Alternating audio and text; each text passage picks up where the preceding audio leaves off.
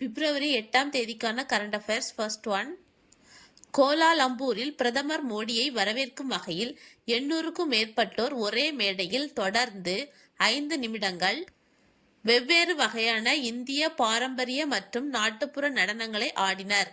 இந்நிகழ்வு மலேசிய சாதனை புத்தகத்தில் இடம் பிடித்துள்ளது. தற்போது மலேசிய பிரதமராக இருப்பவர் அன்வர் இப்ராஹிம். செகண்ட் ஒன், எந்த நாட்டில் திருவள்ளுவர் மையம் அமைக்கப்படும் என பிரதமர் நரேந்திர மோடி அறிவிப்பு வெளியிட்டுள்ளார்?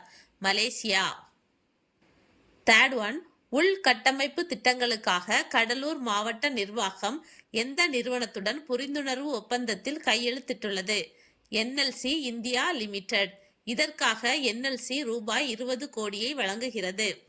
ஃபோர்த் ஒன், முதல்வர் மு.க. ஸ்டாலின் வெளியிட்ட தமிழ்நாடு நகர்ப்புற பசுமை கொள்கை 2026 படி மாநில அரசு பசுமை தமிழ்நாடு மிஷன் மூலம் காடு மற்றும் மரங்களின் பரப்பளவை எத்தனை சதவீதம் உயர்த்துவதை நோக்கமாக கொண்டுள்ளது? 33%. ஃபிஃப்த் ஒன், தமிழ்நாட்டின் முதல் கடல் ஆமை பாதுகாப்பு மையம் அமைக்க முதல்வர் மு.க. ஸ்டாலின் எங்கு அடிக்கல் நாட்டியுள்ளார்? சென்னை கிண்டியில். உலக வங்கியின் நிதி உதவியுடன் ரூபாய் 14.50 கோடி செலவில் இது அமைக்கப்படும். எந்த திட்டத்தின் கீழ் இது நிறுவப்பட உள்ளது? தமிழ்நாடு நிலையான பெருங்கடல் வளங்கள் மற்றும் நீல பொருளாதார திட்டம் TNSOR. TNSOR என்பது Tamil Nadu sustainably harnessing ocean resources and blue economy. Sixth one, Tamil Nadu மாநில அறிவியல் மற்றும் தொழில்நுட்ப மன்றம் சமீபத்தில் எந்த அறிவியல் மாநாட்டில் முதல் பரிசை வென்றது? 38வது கேரள மாநில அறிவியல் மாநாடு. செவன்த் ஒன், நமது மாநிலத்தின் முதல் ஒளிரும் பூங்காவை முதல்வர் எங்கு திறந்து வைத்தார்? மாமல்லபுரம். எய்த் ஒன், 13வது இந்தியா கிர்கிஸ்தான் கூட்டு ராணுவ பயிற்சி கஞ்சர் 13 எங்கு நடைபெற்றது? அசாமின் மிசாமரியில்.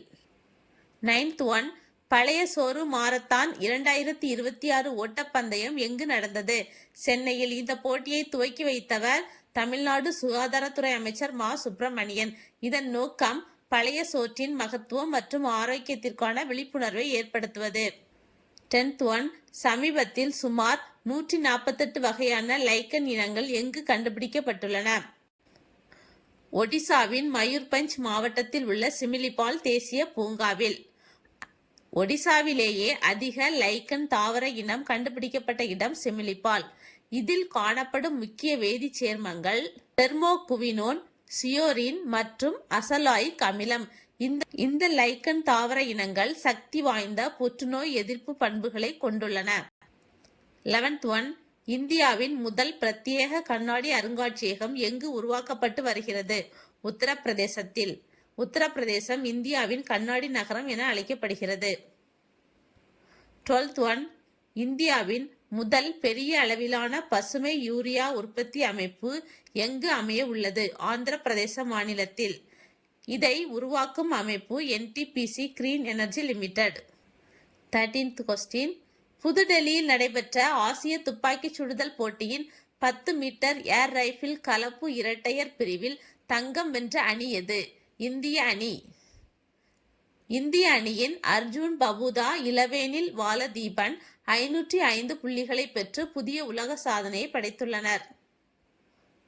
14th ஒன், பருப்பு உற்பத்தியை ஊக்குவிக்க எந்த மாநிலத்தில் 25 விதை கிராமங்களை உருவாக்க உள்ளதாக மத்திய வேளாண் துறை அமைச்சர் சிவராஜ் சிங் சவுகான் தெரிவித்துள்ளார்? கர்நாடகா மாநிலம். மத்திய அரசின் பருப்பு புரட்சி திட்டத்தின் கீழ் 35 ஆலைகள் அமைக்கப்படும் மற்றும் ஒவ்வொரு ஆலைக்கும் 25 லட்சம் மானியம் வழங்கப்படும் என தெரிவித்தார். 15th ஒன், நேபாளத்தில் நடைபெற்ற தெற்காசிய கால்பந்து கூட்டமைப்பின் 19 வயதுக்குட்பட்ட கால்பந்து மகளிர் சாம்பியன்ஷிப் போட்டியில் வென்ற அணி எது? இந்திய அணி 4-0 என்ற கணக்கில் பங்களாதேஷ் அணியை வீழ்த்தியது. லாஸ்ட் ஒன், பிப்ரவரி 5 முதல் 10 வரை புதுடெல்லியில் நடைபெறும் உலகின் மிகப்பெரிய நெகிழி பொருள் கண்காட்சி பிளாஸ்ட் இந்தியா 2026 கருப்பொருள் என்ன? பாரத் நெக்ஸ்ட்.